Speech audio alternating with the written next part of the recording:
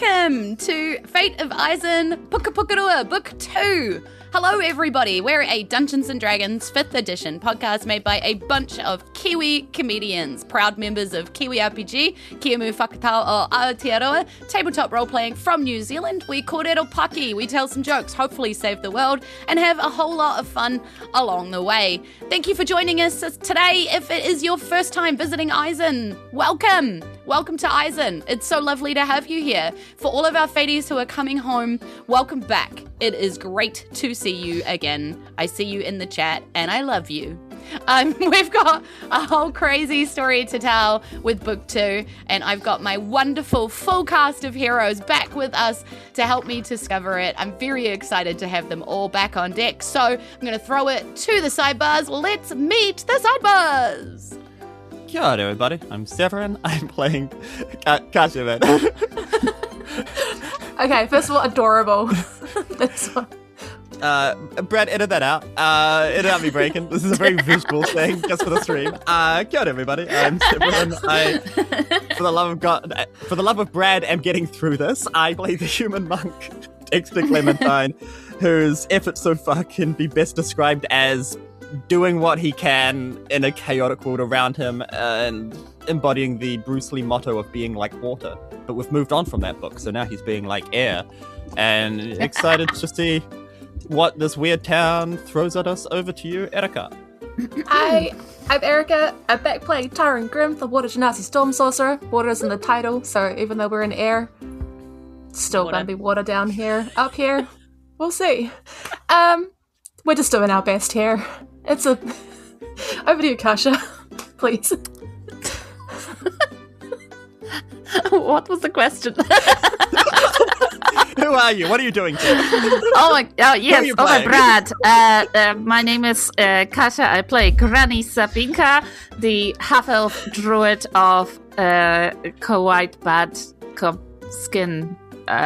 Currently, she's very old. And over to you, Julz. I don't think that was the question, but also, hello. It's so great to be here. I'm DM Julz. Running this absolute chaos. Kasia, I didn't ask the question, which is why you don't know what the question is. Yeah, if you had been paying attention instead of playing with little dinosaurs trying to throw off the rest of the crew, you might have heard that I didn't answer the question. They're dragons! Oh my... Brad, you should know that. So, I was going to ask the question now. So, as we enter a place that people have grown up in a certain way in, which we're going to explore shortly, I was interested in finding out, what did you want to be when you grew up? So, when you were a kid, what did you think about that you were going to be when you were older? In the same order, if you like. Oh. What did I think I was going to be, or what did I want to be? Oh, both. Okay. I guess as a kid, I didn't know what I was going to be, and was just kind of taking each day as it was. As a kid will do. You don't have to pay rent or do any of that kind of carry on. It's true. There were, I think, two main things I wanted to be. And this is going to come across as way more saccharine than I intended, but I always admired my teachers, and so I thought that was a very noble profession to get into, and it looked like a lot of fun. So I wanted to be a teacher. And then when I heard, my folks exposed me to a lot of comedy. When I heard stand-up comedy, I'm like, I want to be a stand-up comedian when I grow up. And so those were the two things. I guess they both involved yapping, which kind of tracks for me. And if you ask certain people, I did neither. Over to you, Erika. That wasn't yapping long enough. I want to hear more about the young Severin. So there I was. Yeah, please, continue. It's type 5. I wanted to work with animals, and I kind of did that a little bit. I actually studied zookeeping for a little bit and worked at Wellington Zoo, working with some of the animals and mostly working with the people. So that was a very cool period of time in my life working with the animals. I'm still working with animals. Everything's kind of been parallel, and it's been very good. So we're partly towards doing what we said as a child. Cool. How dare. So, when I was a child, I wanted to be a writer.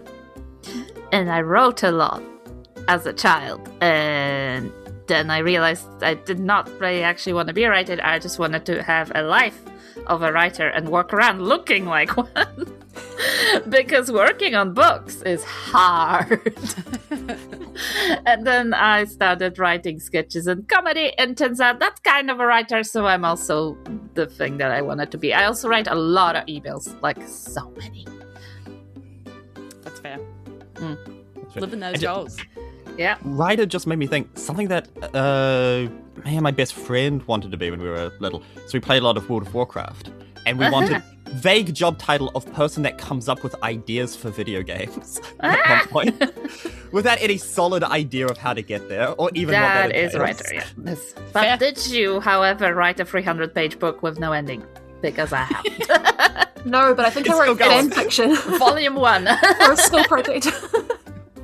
Amazing. These things are all amazing. Yeah.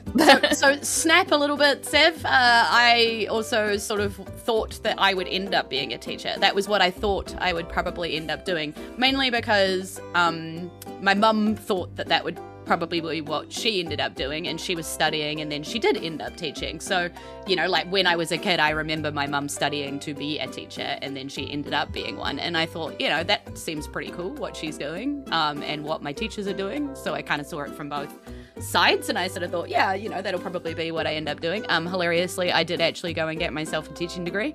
It's just that no one would hire me. But what I wanted to do when I was a kid is be a singer. I always wanted to be a singer. And so I guess I'm kind of living that life, like not quite how I thought it would be. It's definitely not the pop star and the radios and the millions of fans and things like that. But, you know, I'm a lead singer of a covers band, so I'm just going to take that for little me, who just desperately wanted to be the lead singer of a cool band, and just be like, hey, little me, we did okay, you know? Yeah. Nice. There's more Mike Fowler in this version. Yeah, Mike Fowler instead of Fike Mowler. Yeah. Hey. Weird that's the inspiration for caves. Cool. Well, let's find out why I asked our team about what they wanted to be when they grow up by venturing back into our world where we left off.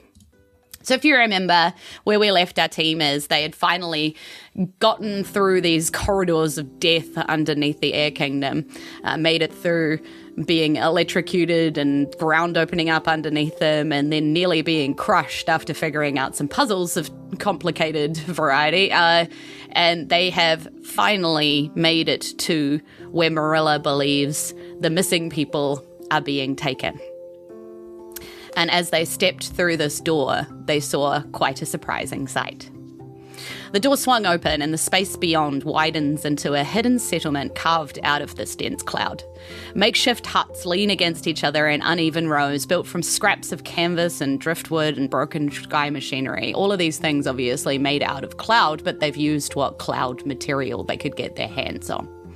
Thin shafts of not daylight so much as just some kind of light filtered down from up far above, but barely enough light to keep patches of some kind of sickly moss-looking thing that grazes the walls. Airfolk in rags move slowly here through narrow lanes. Some seem to be tending tiny market stalls, others slumped in doorways. But all of them, their internal glow of airfolk dim with seemingly exhaustion. So that's what you see as you bust through. And you have a moment to take this in.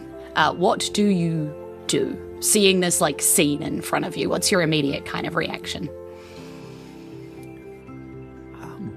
I'd say, yeah, a mixture of kind of awe, I guess, bewilderment, and from being in such a tight space for so long to it just suddenly opening it out into this big area.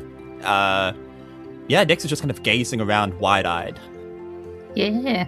Seeing any kids? Yeah, you can see some, some little lair folks. They definitely don't seem to be moving with that normal excited kind of bustle that kids do when they're at a market and never staying by the parents or whatever. Like you see them just kind of like wide-eyed and like grabbing at their parentals or just following quietly behind, like very, odd sort of behavior. Granny breaks down. It's really sad. Break it down, Granny.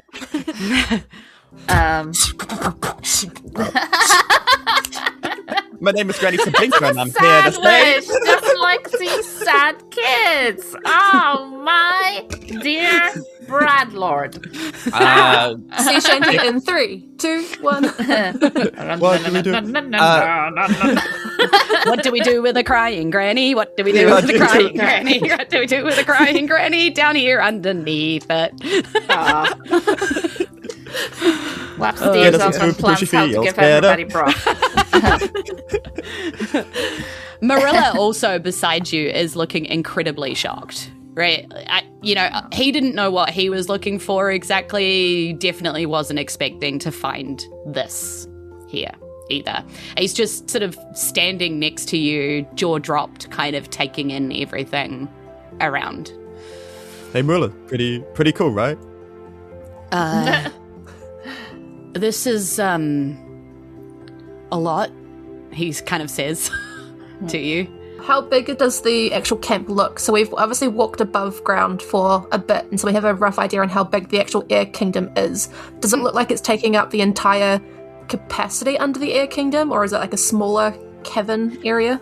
It definitely looks smaller than the entire of the Air Kingdom, but it's still pretty sizable. Like, this would be much more than the main square, maybe more than the main square and like the castle kind of perimeter. You know how it's got like the castle's got the palace and then all those other buildings? It might be like a good like chunk of what's up there, but it doesn't look like it stretches like the whole thing.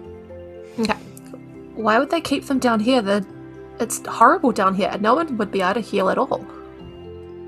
That's not even the weirdest part. There's too many people. How have all these people not been reported missing? Well, exactly. And like Marilla like turns to look at you with, confusion very evident in his eyes. Like this doesn't make any sense. Do you mean there was... How many people live in the Air Kingdom, Marilla? You look like a person who would know that. Yeah. DM Julz. He sure would.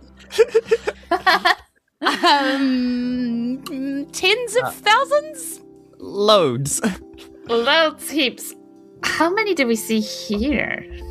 This is a math problem. Well, I mean, like, you're kind of in a smaller sort of laned area, which has got, like, you can kind of see small lanes and then a bit of a market stall, and then there's more lanes that lead off this. So right here where you can kind of see, there'd be maybe 100 or so kind of busily walking around, and you can see people coming and going constantly. So it's changing. The numbers are changing all the time, but you can still only see like a small section of this. You just can see that it seems to go quite far, and you can see the roof above you is quite high. So that stretches away a long distance. So presumably if what you're seeing here is emulated again all the way through that space, like there must be thousands down here, maybe. Not tens of thousands, but, like 2, 3, 4,000 down here, maybe? Hard to tell. We're saying that they're keeping people down here? Well, Marilla knew that missing people, like the people missing, the people taken, were being taken, and they were going through the Museum of Eriseth, and he assumed that they were going down somewhere, being hidden somewhere, right? But that's only the sick. There's only been like maybe 100. So the numbers don't stack. Yeah, does anybody look going on sick? for years. Well, yes, they have been, like the two of you talked at the same time. But so yes, it has looks like it's been going on for years. And yes, they also they don't look well. So yeah. As you're kind of like standing there, you're sort of tucked in against like a wall, kind of tucked at the end of this alleyway. Not exactly obvious where you've come in. The wall seems to have kind of closed off behind you, but you could probably get back out of it again by doing the same method. You assume. You haven't tested it or anything, but it's closed right now. Well, this has been fun, everybody. Yeah. Nice. You hear a low whistle echo through this like vault kind of space, and the ground underneath your feet trembles slightly. And it feels like the whole town seems to shift at once. As this whistle sounds out, airfolk that were seated all stand. People that were in the market and stuff just put their things down, like on the ground, and kind of tuck them carefully away next to a stall.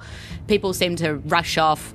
It's like, you know, people talking to smaller figures, presumably kids and things like that, and they seem to be giving them a kiss and a cuddle and a whatever.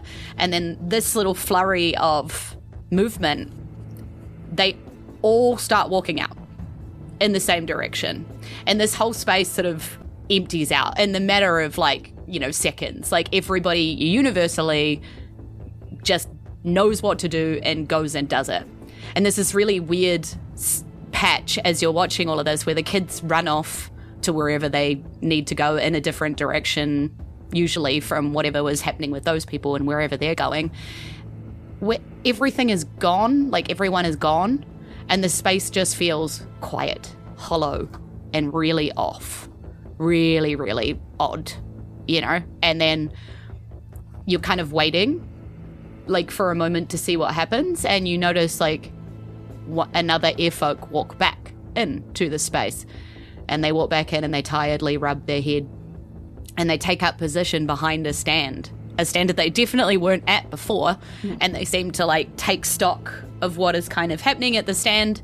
Then you start to see other people filter back in. Some of them bend around and they seem to be looking around the stands, and then they seem to be finding like baskets and things like that and picking them up. Definitely not the people that put that basket down. And everybody just kind of takes position where other airfolk were, and then that bustle of life and noise and, you know, kind of comes back again, and people just are living their lives. And you see this whole thing happen in the matter of like a minute. Do the same parents go to the same kids? Well, there's no kids kind of in this place at the moment. Okay. They seem to have all kind of run off. Yeah. So they swapped out and like took up the other people's tasks. Kind of looks like that. And we see the same people just taking up different tasks, or have they been swapped out? Different people. Different airfolk. That's weird. Yeah, I mean, you're not exactly like, you know, remembering exactly in detail, but you're like pretty sure the guy that was holding that basket before had a blue shirt on, and this is a woman with a purple shirt, but she looks like that's her basket, and she's going through a list and looking in the basket to see what's in the basket. You can kind of see her kind of, and then like, you know, and then starting to get on with the rest of the shopping. Is the person still behind the stand? It's a different person behind the stand than what was behind the stand, but there is somebody behind the stand, yep. They could be thousands of people. Do they seem like they know what's like? Do they seem sane, or do they seem more like robotic? Like, what's the? Roll me an insight check. Okay, I do have that. Sweet, sweet. +8. Oh my, 23.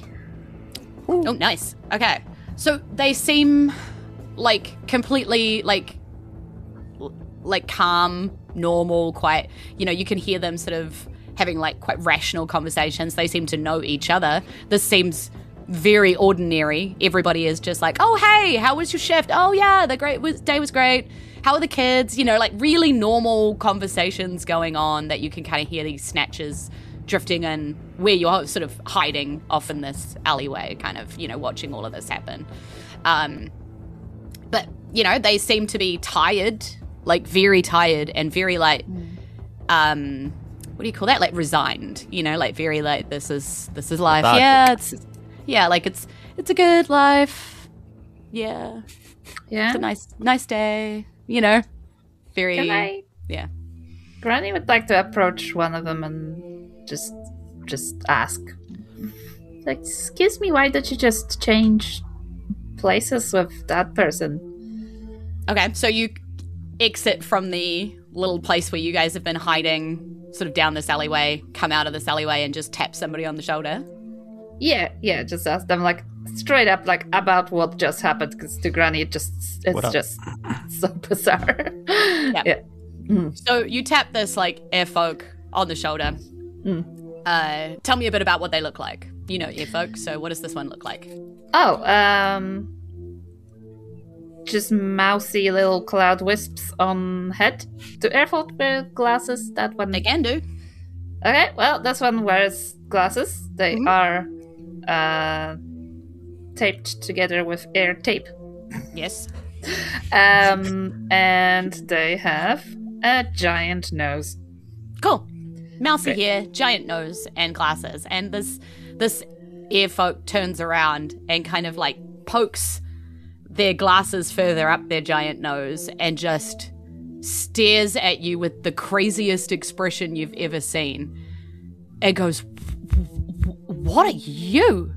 What are you? What are those?" I'm a drone. Nobody really asked me that in a long time. I guess I am a woman. I half elf. I come from Skerrick.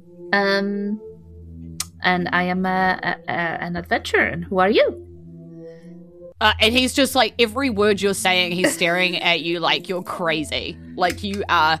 He's like, I must be dreaming. This can't be real. And like reaches out, like punches his like glasses again and reaches out towards you like a finger, like he's trying to see, like touch you. Whoa! Don't touch the lady. No touch. Don't worry, Granny. I got you. You? That is Thank you. a very impolite way to open up a dialogue. What do you mean, what am I? What are you? Are you a skirrick? And points at Granny, like that's the only word he like remembered, you know? I am not a Skirrick. I am a Dexter. What is your name, friend? My name is... I saw your name tag. Brumble Stormley. What? My Why apologies, does my this eyes are video still... drop off now? The internet. He has been erased. Hello. Did he come up with a name?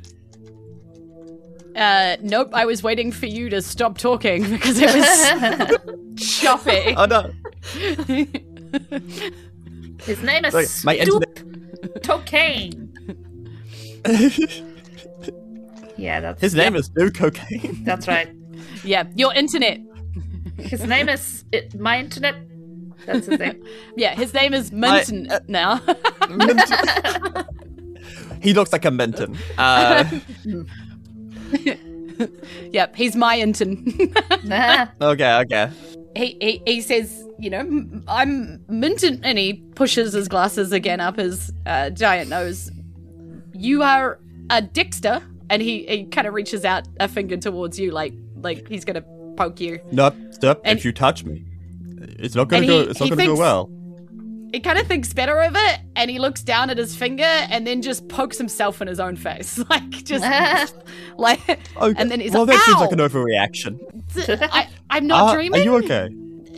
You are a Dexter, and this is a skirk. No, Granny. Granny. Thank you. Hi. How long Hi, have you been here for, friend? Since I was born. Oh, Oh, you poor thing. What? How old are you now? I'm 40. That doesn't really Yes? stack up, does it? Is Taryn like hovering behind? By the way. It's still actually in the alcove watching with Okay. our current cloud friend. Yeah. There's nobody here like you. How did you get here? oh, it was a long journey. We almost fell through a mighty floor. Yes. Almost got crushed by some mighty walls, but we are heroes, and we managed to overcome these obstacles.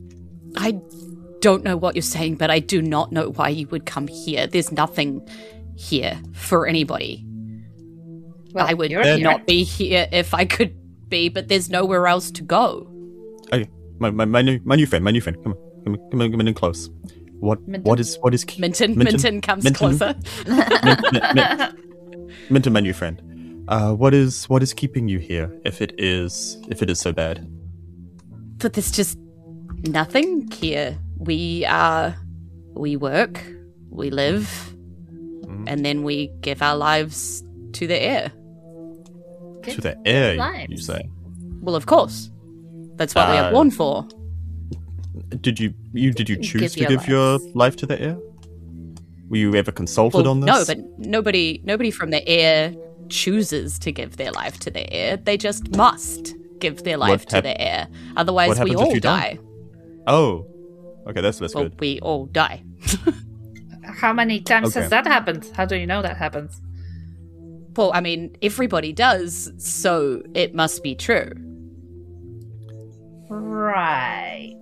That is shaky logic. But it's not like we have anywhere else to be. There's nowhere else to go. This is where we are. Are you not from up top from the Cloud Kingdom? What is up top? Above there. There's nothing above there. You're looking at our sky. No, I'm not. I'm looking at what am I looking at? You're looking at, like, a ceiling. Yeah. Like, to you, that's a ceiling. He just described that as sky. All right. So okay, are we seeing the same thing, or do you see, like, blue up there? What do you see? Can you describe it to me, please? I do not understand. The sky is dark. Ah, right. Okay. Poor thing. Minton, take 5. Do whatever you're doing. Granny, like a quick sidebar. Okay.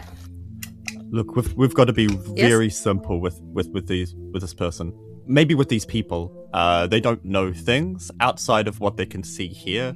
So I'm conscious of not overwhelming our friend with things like clothes shops and castles. It might explode his little cloud brain. I have not brought up either of these two, but I see your point. However, what I want to determine is I think he's either actually been born here or hasn't, but was brought here and he does not remember the outside. And what I'm trying to do is figure out if he's charmed and cannot tell that the ceiling is not the sky, or he thinks the sky is the ceiling. Well, metaphorically. We can get Taryn to do a scan of any magical effects if he is under a particular spell. But I don't know. I believe him that he was born here. There's a certain earnestness to this person that, honestly, I haven't experienced for a while we've been traveling. Yeah, and he's kind of nervously looking around while sort of trying to cover you. You know, like trying to like stay, because you told him to like take 5. But he's also like nervously looking around to see if anybody else is paying attention. And he's just like, you know, like leaning against a wall looking totally innocent. Nothing's going on over here. Wait, so what are these people doing? Like he said, they work? I don't see anyone. So I might have a bit of an insight here from my own past. Something we did a lot at the monastery was if you worked every hour that you could work, you would collapse. It would be so tiring. So we broke up the hours into like different times that people were working. Sometimes you're on field tilling, sometimes you're on bed making. It was a fun time. But I think that's what they're doing here. I think they work and do things, and then there's the whistle, and then other people work and do things, would be my guess. The thing is, they don't know anything except work, maybe, which is a very sad way to live. Even at the monastery, we had games. Well, how about we talk to him and ask him what he does for fun? I'll be honest with you, Granny. You're likely going to get a blank expression and ask what is fun, but you shoot your shot, shooter. I do that. So you grab Minton and kind of pull him back down a little bit towards you. Minton, tell me, what do you do Minton, for fun? you're back in here. You're back, yeah. Come. I am sidebar? You're in a sidebar, yes? Yep, you're sidebarring with us. Good job! You're using the words. Very good. He learns so fast. Yes. I So speak common. So you must know about fun. What do you do for it? Well, of course I know about fun. I have fun with my family. Aw. We play games and we read fun stories and there's the festivals, of course. The festivals. Yes. What sort of... You must think us a very silly people to live our entire lives without knowing fun. Where did you come from? Did you not know fun? Oh, well, I sincerely apologize. Yes, I refer you to Dexter over here. He is a very silly young boy, and he just thought you might not know fun. Yeah. Very silly. So that would be a sad state of affairs if I had reached 40 without having fun. Yes, indeed. Yes, indeed. What's your favorite game, Minton? Well, currently my daughter is able to hop and walk now. I find much joy in her hopscotch games. Aw, well, that's adorable. See, so your daughter was also born here. Of course. I take Where it. else would we be born? That's true. That's a silly question. Can someone take responsibility of driving this story away from me? Because Granny. Welcome to the Minton episode. Let's get to the bottom of this. Who this guy is? Can we see your house, please? He's like, yes. I would find much joy in showing you my home. Oh, see, I could go for and he's hopscotch. like, but you will stand out here. Oh. You are not airfolk.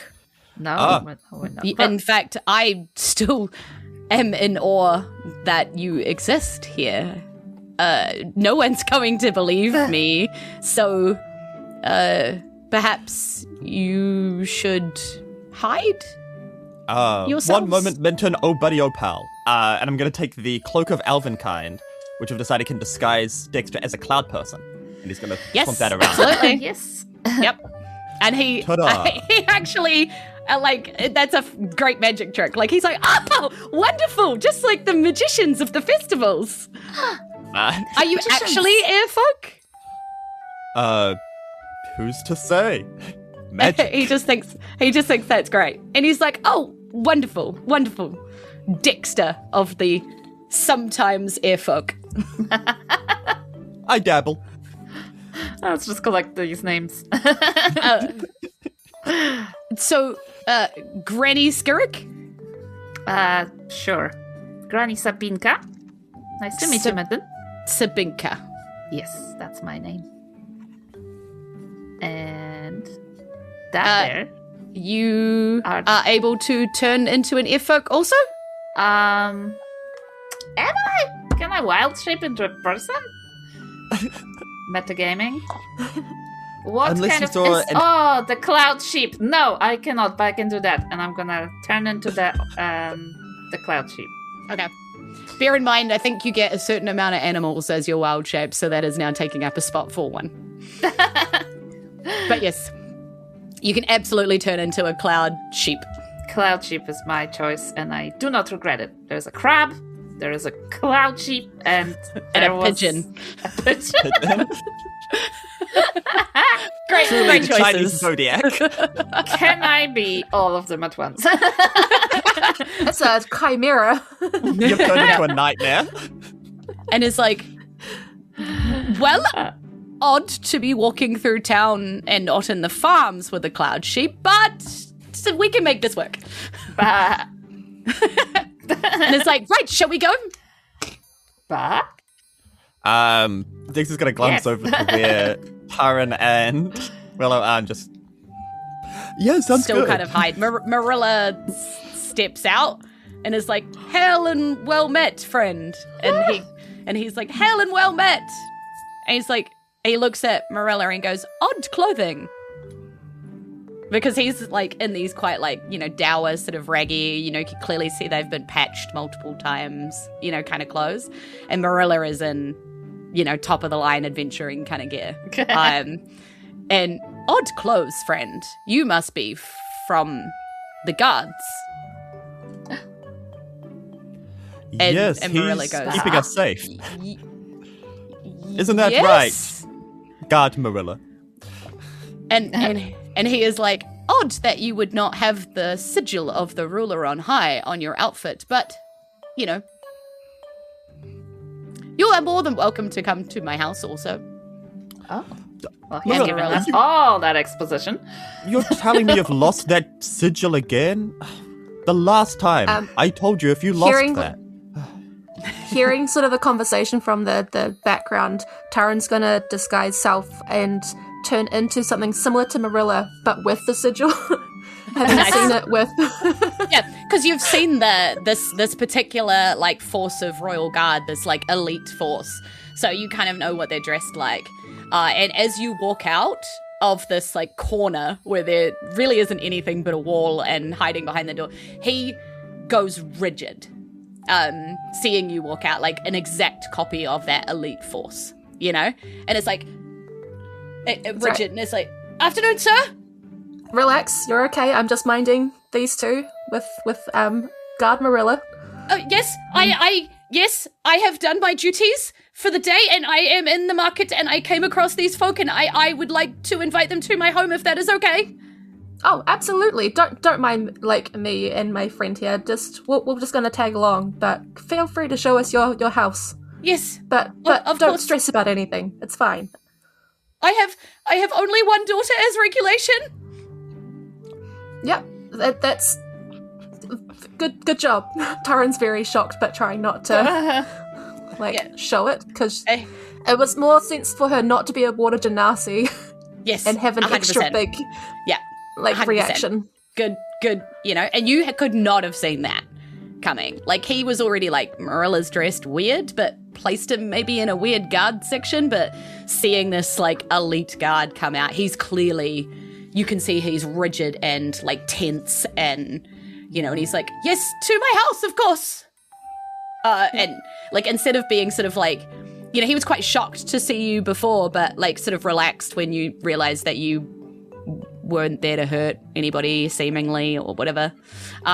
So he walks kind of tensely to his, like, through the square towards his house. And you see, as you pass, like, there are these, like, sections of the town where there are just these towers, every now and then scattered through. You couldn't really see what they were before, but as you pass them now, you realize that they are these just towers with these entranceways going up, and they seem to be situated at, like, pretty regular intervals through this town. And as you look up into these towers, you see other of these elite force sort of sigiled guards kind of standing up in these towers and just looking out, you know, just kind of constantly, you know, keeping an eye. Yeah. And as he kind of, you know, walks through, the towers look down at you, Taryn, and sort of give you, like, a salute. The way as you walk past. Is it the hello salute? Yeah. The hello. Palm out.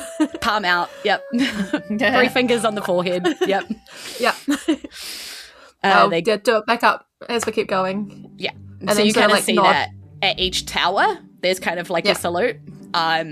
And one of the towers seemingly changing guards and is just like, afternoon, you know, kind of like very, cursory as you look like you're just walking through with this lot.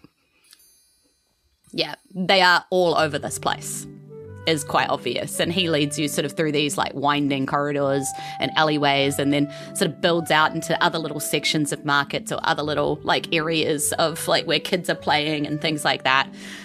You probably couldn't have gotten through this without his help.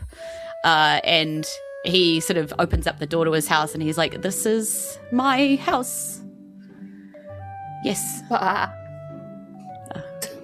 Yes. And I have a sheep. He says in the direction of Taryn. He's like, this is my sheep. I mean, I don't think it's quite standard regulations, but I'll let it slide this time because I think it looks like a nice sheep. He looks visibly relieved by that. comes into the house, and you see in here there is a small girl who runs up and is like, Dad, you're home early. Did you remember my treats? And he's like, no, sorry, love. I met some friends who, I only got halfway through the shopping. Dad, but Mum's always tired when she comes home from her shift and she won't remember them. And he's like, I'm sorry, sweetheart. It'll have to be tomorrow. Bah? Yeah. And so you kind of see that like interaction sort of come. And it's like, but please, sit. I will make some tea. And he kind of bustles and sort of kind of like makes, like a pot of tea essentially and offers it to you all. Yeah. This is going to pop a Slav squat to get on the same kind of level. Like, hello, child. My name is Dexter. What is your name? I am precocious because Mum called me that because she said I was. But even as a baby. Precocious. That means that I like knowing things or that I like getting into trouble. I can never really tell which one. Bah. Honestly, could be either. And she's like, what do they call you? They call me Dexter because that's my name. Bah. And is this your sheep? Bah. Yes, this is Sheepy Sabinka. Sheepy Sabinka. Bah. Sabinka. And her dad clearly goes, Sabinka? I could have sworn it was Sabinka.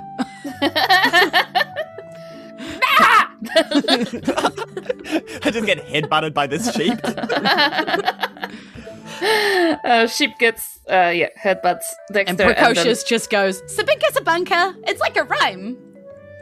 Bah. And very granny like bah comes out of granny and she's like, yeah. It is very nice to meet you, Precocious. How do you like it here? How was the house? That's a silly How's the question. This is, of course I like it here. This is where my mum and dad are. And my friend lives next door, and the school's really cool. And my teacher she says that I'm her favorite. Well, she doesn't say that, but I know I am. I'm sure you are, and you haven't lived anywhere else. You were born here. It's always been this house. Where else would we live? And her father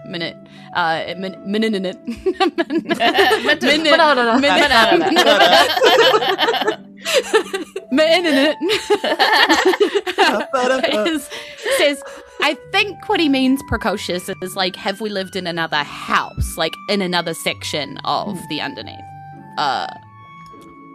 And she's like, oh, no, I've always lived in this house, but I like this house. My friend's house, she has a step that creaks and she can't sneak down the stairs to get cookies.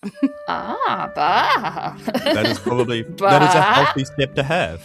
You mentioned that this place... the name you just, did it's this by saying internet. Minter, you refer to this place as the underside? Or the underground? Remind me, what did... Morella said that. Sorry. Morella called it that. Oh, Morella called it that. Okay, I thought our dad called it that, and I was gonna... This is the... Get on Shanty, about it. Shantytown. Shantytown. Oh. Well, that's what we all call it. I don't think anybody really calls it anything, and we've just sort of all kind of call it Shantytown. But this is where we live, and sometimes you have to refer to it, right? It's the only place, so it's not really any point in naming it because, like, we all know where we are, but sometimes you have to kind of refer to it. We are the citizens of Shantytown. That kind of stuff. And who is the leader of the citizens of Shantytown? Oh, well, we have a speaker. Oh. And occasionally we have town hall meetings. It's all very exciting when that happens. I've been at a town hall meeting. It was dull as dirt. What is your... Have you been here before? No, we have them where I come from as well. But, so you don't come from here? We all come from here in a general sense, if you go back far enough. They are guests of the city. I'm still kind of confused that you seem to be talking about being from somewhere else, but also he remembers seeing you and you looking like you were from somewhere else. So he's kind of like confused about all of this. Of course. When you first saw me, I was not in my cloud form, I was in my other form. That's how I interact with people outside. He's looking nervously at Taryn. Yes! The other robe that you were wearing. Mm-hmm. Yes, my other robe. Yes. Yes. My other robe is a Porsche. It's a bit of a joke for you. Tell me about the speaker. Well, he is a wonderful man. Looks after all of us. Has our best interests at heart. What's his name? I translate. I don't know. I want to talk. His name is Moji Darkmight. Moji Dark. And have you always had the same speaker?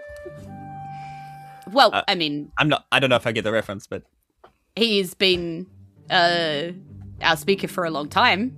Okay, and before that, there was a different speaker. Has there been a presumably, yes. I don't remember one personally, but presumably, yes. I mean, he is a fairly older man, so he's kind of been the speaker for as much as I remember. You know, I don't remember who the speaker was when I was a child. I could find out if you're really interested. A lot of this is just making chit-chat. Understanding more about you, friend. Of course. Is your home private? Like how close are your neighbours, or how close are, obviously, to your own or to your rent? Well, you saw when you came in here that all the houses are like built right next to each other. Think like townhouse situation. Like they've got an upstairs and a downstairs, but like their walls are houses either side. Yeah. Okay, but are there curtains? Can I make it private? Oh yeah, there's like curtains and things like that. Yeah. Okay, 100%. Cool. Taryn's gonna just go to each window on that room and close the windows and then drop this guy south because she's tired of having the the guy. Like be panicking at her. We're panicking. Yeah. He panics even harder. Yeah, that's what I figured. He grabs Precocious and grabs her tight against him and is like, "Who are you?" Looking at your like blue skin and your ears and yeah. Wait, didn't we get a thing that can do calm emotions when Bardley disappeared? Does anybody have that in their inventory, and can we just crank that bad boy right now? The thing with the thing. Yeah. It wasn't calm emotion. It was like What? You mean the the music one box? that make friends or Yes. One of us hasn't. I don't. One of you does But have it's the in music the bag. box. I thought it was Isn't it calm in the emotions bag? because Bardley always be casting that. Mm. Oh, is it in like party inventory? It's in the No, glitter that- bag thing. Everything. Because it Party might be in the Inventory is pretty new. Yeah, that's only got the potions of main character energy. nah. I'm Or pretty potions sure of it's plot armor. just the charm person rather than calm emotion. Yeah, I don't want I'm to charm him. Sure it is. I feel like we've too. already charmed this guy from our winning personalities. Although he is looking pretty panicked right now. Oh. It's alright. I am with them. I am just a little blue. It's cold, see? But also, we're not here to hurt you. But this was just very hard to maintain at the moment, and I feel comfortable with you.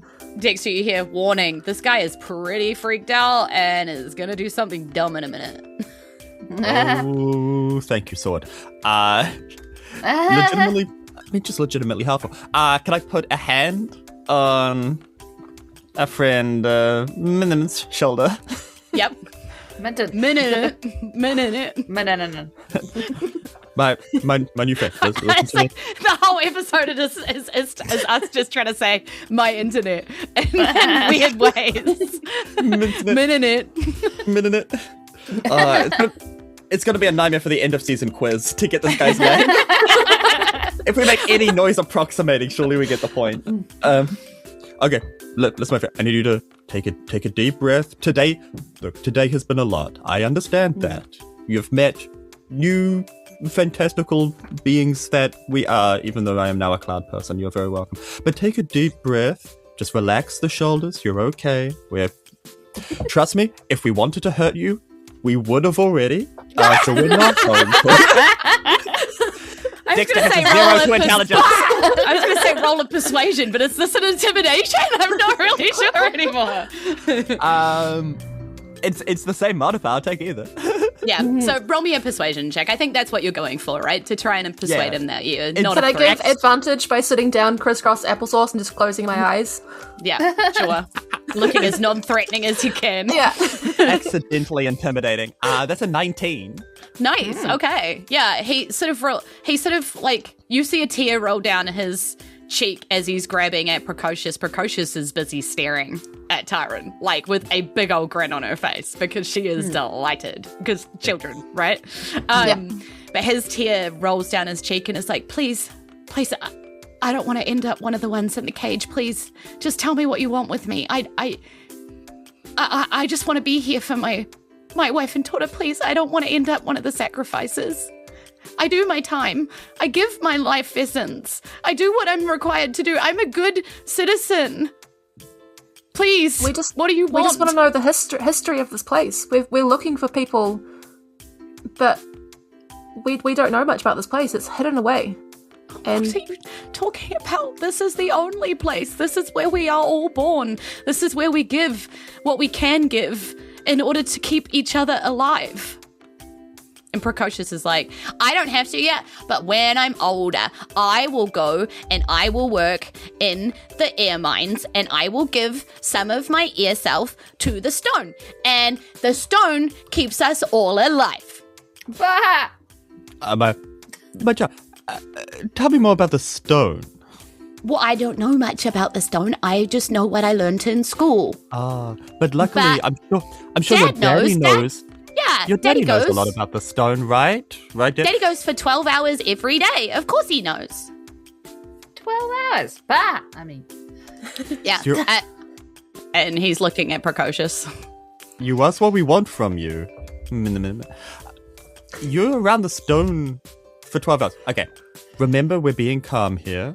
You've got your daughter, you've got your wife, we're being calm for them, we're being strong. Can you be strong for me? Yes? Yeah.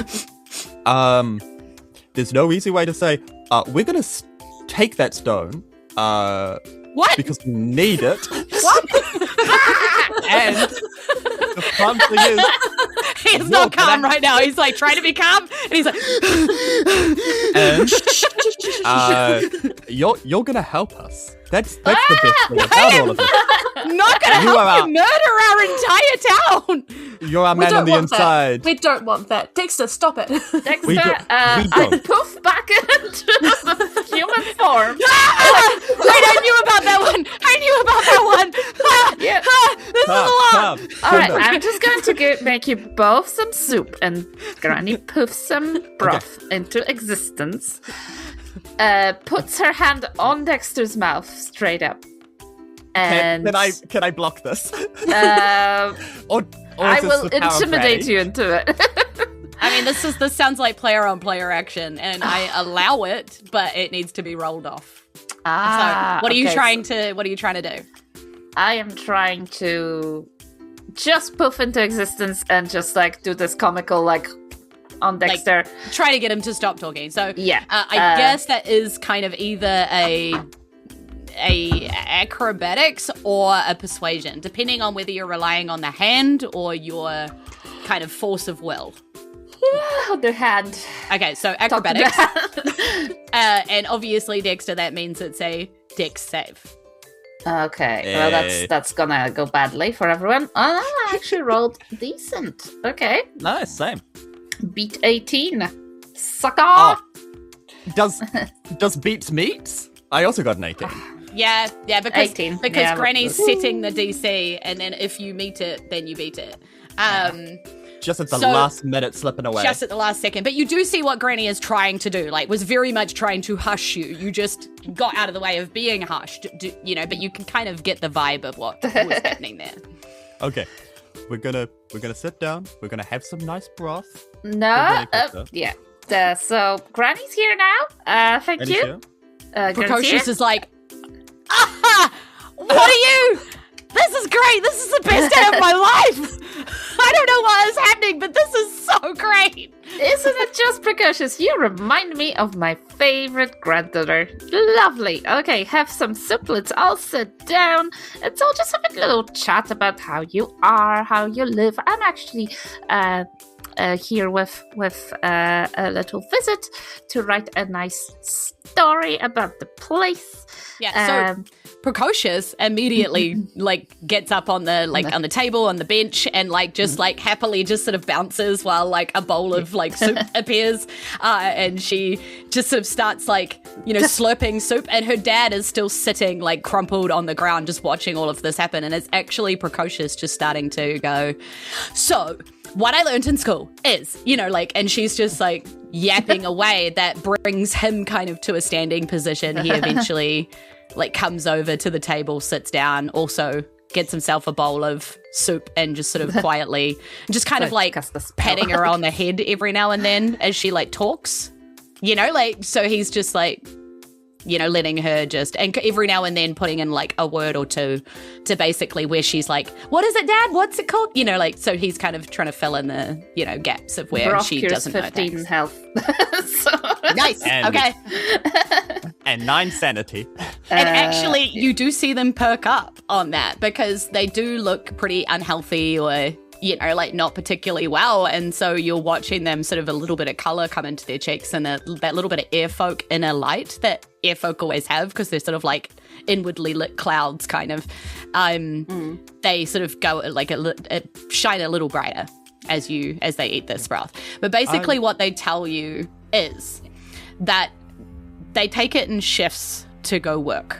They're allowed to do split shifts basically because they have a child, and they're allowed a small section of like overlapping time to like see each other on certain days, or like certain shifts where they actually don't have to go so they can spend some time together with their child together. But most of the time it's one parent with the child. And when they go to the stone, and she kind of fills this in, they work with the stone.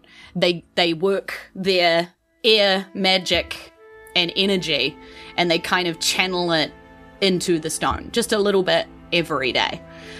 They work until they basically can't, and then they come back sort of exhausted, but they still have like life. They still have to feed themselves and washing to do, and you know, all the normal things of life, but they've also got this horrendous 12-hour shift to do.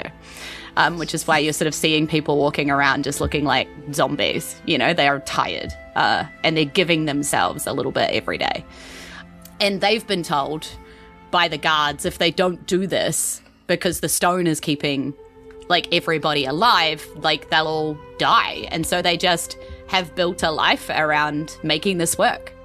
They live down here. They know nothing else. They are born down here. Occasionally people appear, like other airfolk or other like sky folk, and they are rare and unusual, but they usually appear with guards, get taken to the cages, and then they are sacrificed. And sacrifices happen every now and then for like poor behavior, people that are found, you know, acting outside of the normal regulations and things like that. But also sacrifices need to be made every now and then to the stone, again, to keep them in the air. So this all just is normal behavior. So Wiley thought it was unusual to see you lot, just assumed that you were misplaced sacrifices, basically, and is a little confused as to why you aren't in the sacrifice boxes, but you must have just gotten a bit lost instead of going there. Right. Yeah. They can try to Sidebar. put me in there if they want. Sidebar. Grady? Okay, so sidebar. Sidebars. We're just going to go there in the corner. Sorry, minute, but We'll be in the kitchen. Yeah, we'll be over there. Listen, kids, we can't stay here any longer. These people are in danger. We cannot let this little girl be sacrificed. We need that stone, Granny. Granny, we Yes, finally and found we the stone. need We need the to stone. do it alone without them. We cannot endanger them. So what we're gonna do is we're going to walk out of here with Taryn disguised as the guard and make sure that this person whose name we all know how to pronounce is not linked to any misbehavior. All right? That's Agreed. I For the got very record, invested. I just wanted this heist to go better than the pie heist, so I thought having someone on the inside would have been very beneficial. Do but we? look Or at look do at we kid. not have that thing that we wanted from the other heist? that I definitely remember which stone it was. That one was water. That was a water stone. We broke into a whole ass museum. Or like a whole No, palace. you don't have it. Do you remember where it is? It's at the bottom of the ocean. With the Guardian. water guy Yeah. that needed And it to and live. where Oh, there is you the Earth Stone? Is Badly ate Witness. it. It's with Nurse Nahi. nurses. hospital, right? It, We with know Nurse everything. Nahi in the bottom of the hospital, buried underneath the Earth. Yep. Cool. So We you know now that. know that the Earth Stone is here, in the underneath of the Air Kingdom. Wait, the Earth or the air? The Air Stone. The air stone. You're assuming this is the Air Stone anyway. They seem to be giving air to a stone, so I find no magic stones. This smells like Yeah. a magic stone. If I had a nickel for every stone we've encountered, I would have encountered 2. you would have 2 nickels, you mean? Which is not a lot. You would It's have weird it's encountered- happened You twice. would have not that encountered 2 nickels. Can I I just need to mention this, guys, It's a because water thing. y'all got a Kiwi accent and you don't get it, but every time Jules says Air Kingdom, I hear Ear Kingdom, and it is making me laugh inside. Nice. Just wanted to tell It's a everybody. big Kiwi thing, yeah. Yes. Okay. So what is the plan here, guys? Like, obviously, he says that you're more than welcome to, like, crash here, hide here, or whatever. But he is only going to have like 5 minutes to explain all of this to his wife. Although Yep. Precocious could probably explain what's going on. pretty fast. Yeah, because he needs to go to sleep so that he gets some before his next shift. So. I mean, he is buffed, so so I categorically do not want to get these people in trouble. So Granny That doesn't. is very wise and more responsible than I have been. That is Yeah. Okay. very true. But you also do know that this place is full of guards. Okay, so We do have you a guard know of our a own. place Menene? where is there a place we can be that is not your home, but that we can hide in? Are there empty houses? No, Or- no. In fact, there's a waiting list for houses. Some Oh. families have to share with other families. We were very lucky. Do you have a basement or an attic? What is basement? It's something below your house where you store your things, or No. a boiler, or no? There are guards, barracks. You Over- store your guards. Okay, sorry. Guards. No, they do not. There are houses and shops and Nice. guards. Tells us there are no empty, unused buildings. That would be so wasteful. We don't have a lot of space. When you I mean, have there's- time off, is there a building that a lot of people go to after their shifts to just hang out and talk that isn't the town hall? Let me be very I mean, specific. yes, there is the one that serves the air brew. Yeah, brew. Now we're in business. Does this place have rooms that one could rent? No. What would be the purpose of that? We all have housing. Now Yes, we're Dexter. out of business. I guess we are. We're punching with you, buddy. These people don't have guests. Like the people down here, that's not how they work. They It's have not a like bustling. they have like a tavern. Nobody's visiting down here.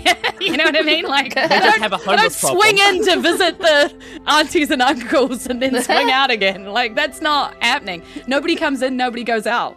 Like as far as they're concerned, you're getting from Menene and Precocious that this is all they've ever known. There You is have a nothing else. staycation? There is nothing above, below, nowhere else. They keep looking at you when you talk about where you've come from, just thinking that you're confused or like talking about across town. Yes. So, if you could point us to where the stone is, we can maybe rest Of course. for a bit, and we will then be out of your hair. Just tell us as much as you can, and we will make things. We will try and make things better for all of you here. Yeah. Okay. So he kind of draws like a basic kind of, diagram. So this way to the market's kind of how you got to where you were. This place here is the main square where like the trials and, the chosen will be sacrificed. And he sort of tells you that's where the barracks and the cages and things like that are. And then past all of that is where people go work with the stone. Yeah. So he kind of draws you a very basic map on a piece of paper. When is the next changing of the shifts? Is it in 12 hours' time? Or Well, it's 12-hour shifts, so you've probably been here a couple hours, so presumably you've got another, 10 or so. That's why he wants to go get some sleep because, he's fading. Yeah. So We should enter potentially at the same time as everybody else. And And when the is the shift next? change. When is the next trial? Oh, well, whenever they bring in new people. That New people. Well, Grim I as a assume charm. that they have been selected from somewhere else in town that we are not aware of. I see. So has any friend of yours ever been sacrificed? Anyone you've known or talked to? Of course. I One see. of the families down the road tried to have 2 children and hide the second, and they are no longer with us. Okay, we gotta do something about that. That's not good. That's why you follow the rules and you give what you can and you live well and all will be well, and we as one, we give to the air and the air gives us life. Okay, so we need to hide for about 10 hours? You can see Precocious staring at her dad and staring at your expression. Are you hiding your expression of confusion, contempt for this way of life? in my heart, I'm saying no. I think Yeah. Dexter, I think, is also a bit too sleepy to really hide what he's feeling. Yeah, And just says, so- We've also taken These- damage. do you ever get an explanation? How do you know that these rules are even useful to your life? You never question the people that make the rules, I would imagine. to question is How do to you know end a- up in the cages. Well, we don't want that. In fact, I do think you should go. You can kind of starting to realize, he's starting to realize what he's done. Mm. I think it would be best if you go. Internet. Can you tell us, before we go, who the most recent person coming into town is? No, I haven't been to the cages today. And honest, they make me sad. I know we shouldn't feel that way because the sacrifices keep us all alive, but I wish they didn't have to happen at all. Are the cages located in the main square? Yeah, he kind of points to where he's drawn them on the map. Okay, cool. Yeah. You have been a big help, my friend. Precocious, make sure you look after your dad.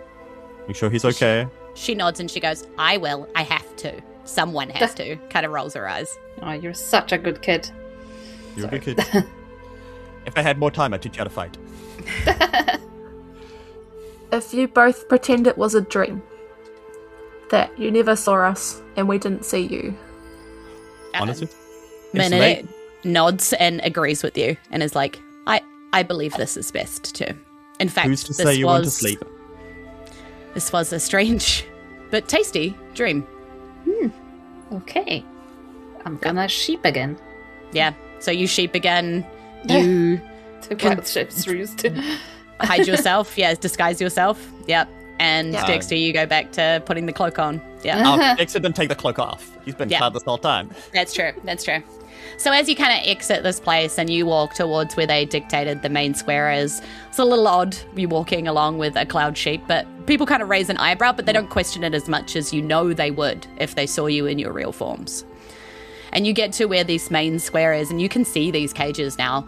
They're not just small livestock cages. These are big cages made for multiple people, and in fact they seem to have basic cots and buckets and things like that all set up, and you can see many figures milling about in these cages as you approach. They are well guarded here too. You see this elite force of the Royal Guard all standing around the cages. And in fact, as you enter this area and get closer, you see the guards seem to unlatch the cage with a very bored clatter. And they argue casually about which sick airfolk to take next, like farmers simply picking livestock. Once they decide, two of them reach in and drag a trembling figure out by the arms. This figure tries to scream, but it breaks into a coughing fit, absolutely wrecked. You can tell that their body is just so weak with this illness that you've seen before. And the others inside, with tired eyes, only watch, silent and hollowed, their hope long, long spent. And it's in that awful stillness that you see her. Aurelie, curled in the corner, dim light flickering weakly around her, too sick to stand, but very, very much still alive. And her eyes look at these entrants into the corridor, and you see, just for a moment, like something, and then a lack of hope takes over her face once more. And that's the end of the of episode. the episode.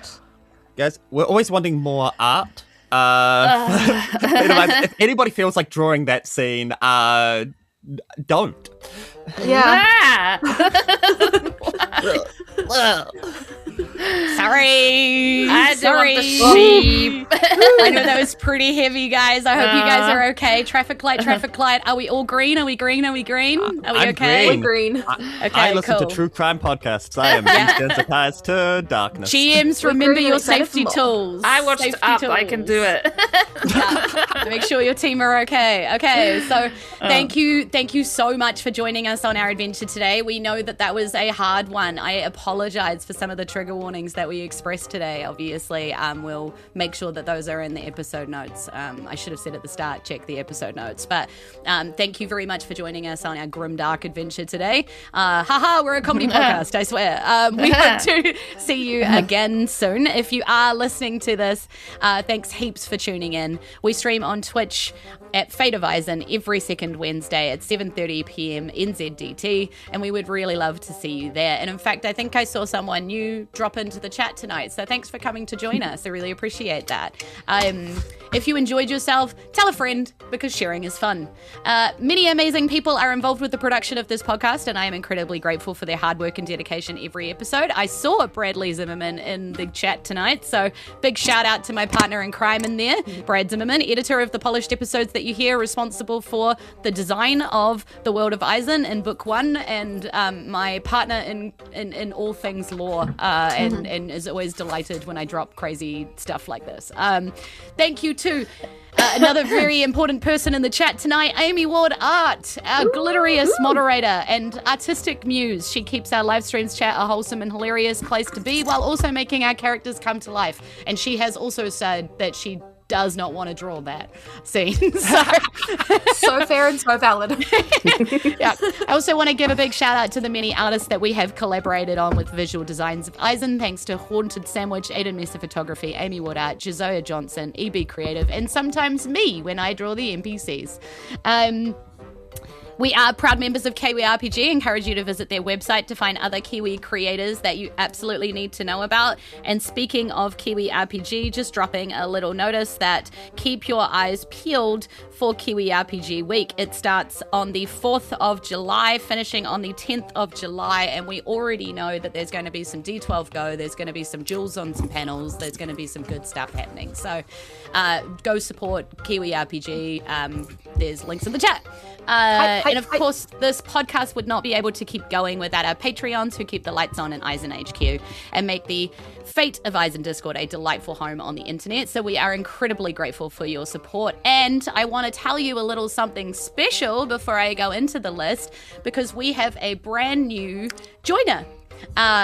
Joining the Patreon team as a citizen of Isen, it's Preston. Thanks for joining, Preston. Brand new. And to celebrate, I'm doing things slightly differently. So this time around, I'm going to split our Patreon into the tiers that they have joined in. So we're going to put our people not in the order that they joined anymore, but into the order of the tiers that they have. Next time, maybe I'll get you guys to do one of the tiers so you can shout out the list.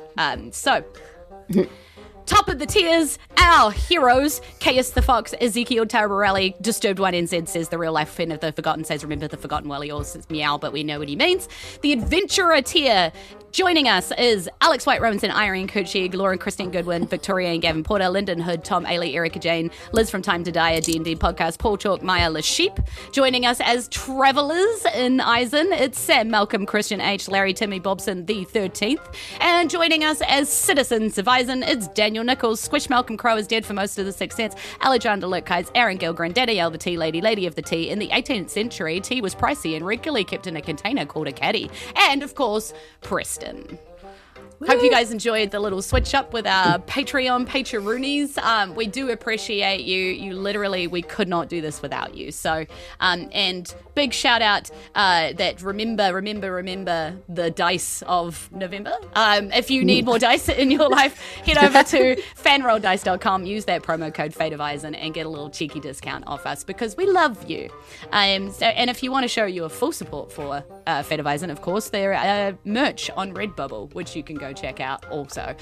Get yourself a sweet t-shirt of your favorite character before I kill them or traumatize them. I'm not really sure what I'm doing with them, but you know.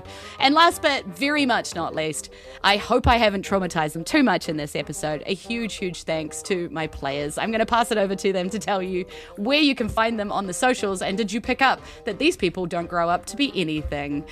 So that's why I asked you what you grow up to be. How do you feel about that?